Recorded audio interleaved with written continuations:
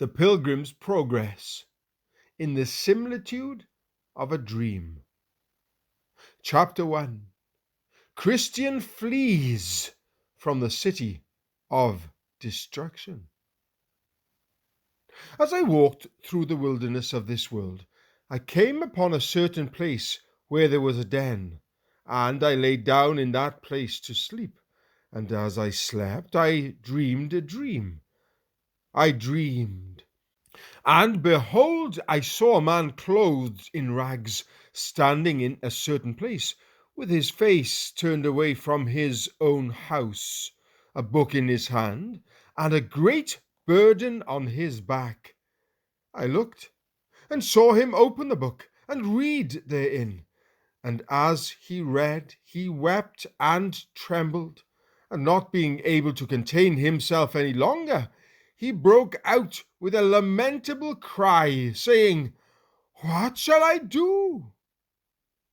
Therefore, in this plight, he went home, and restrained himself as long as he could, so that his wife and children would not notice his distress. But he could not be silent long, for the reason that his trouble increased. Therefore at length he broke his mind to his wife and children, and thus he began to talk to them. "Oh, my dear wife," he said, "and you children of my bowels, I, your dear friend, am myself undone, by reason of a burden that weighs heavily upon me. Moreover, I am certainly informed that this our city will be burned with fire from heaven, in which fearful overthrow both myself, with you, my wife, and sweet babes, shall come to a miserable ruin, except some way of escape can be found, whereby we may be delivered." At this, these close relatives of his were greatly amazed. It was not that they believed to be true what he said to them, but rather because they thought that some frenzied distemper had got into his head. Consequently, with the night approaching, and with the hope that sleep might settle his brains, they got him to bed with all haste. However, instead of sleeping, he spent that evening in sighs and tears. So when the morning was come, they inquired as to how he was feeling, and he told them, "Worse and worse." He also intended to talk to them again, but they began to firmly resist him. They also contrived to drive away his demented frame of mind by means of surly carriages toward him. Sometimes they would deride, sometimes they would chide, and at other times they would quite neglect him. Therefore he began to retire to his bedroom to pray for and pity them, and also condole over his misery. He would also walk alone in the nearby fields, sometimes reading and sometimes praying, and for some days he spent his time in this manner. Now I noticed on a particular occasion, when he was walking in the fields, that he was, according to his habit, reading in his book, and greatly distressed in his mind. And as he read, he burst out, as he had done before, crying, "What shall I do to be saved?"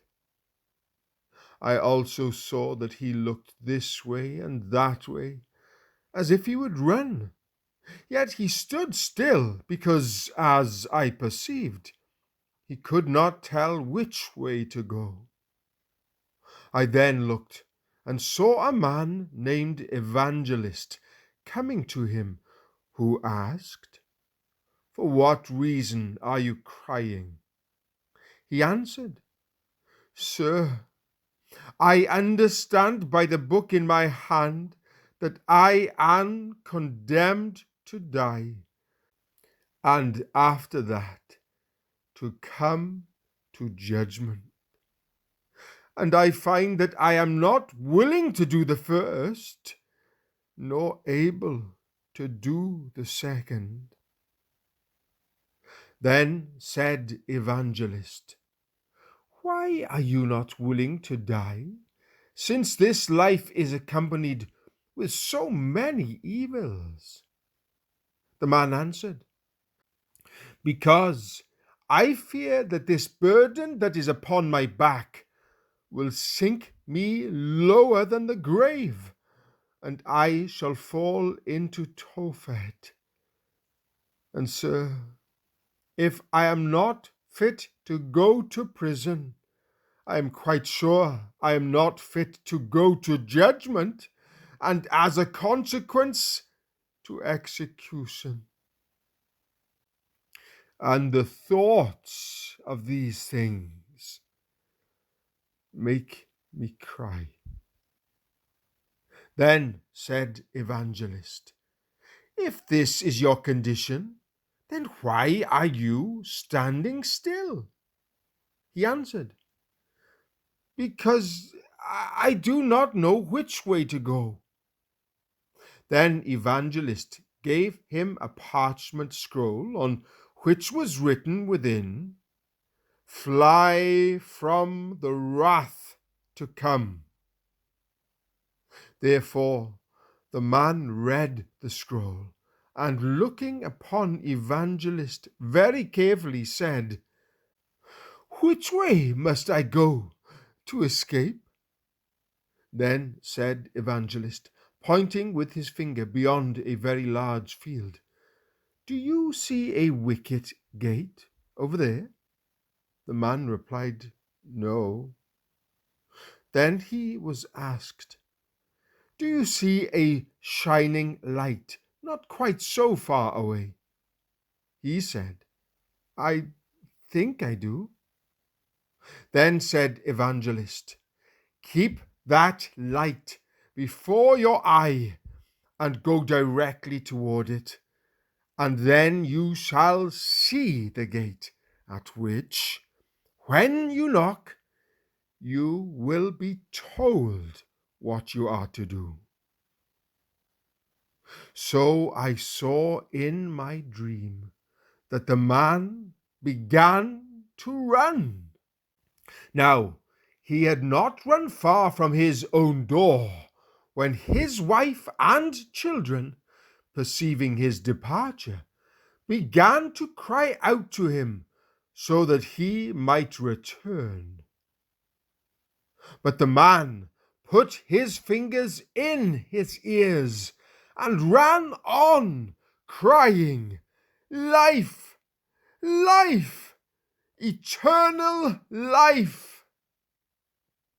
So he did not look behind him, but rather fled toward the middle of the plain.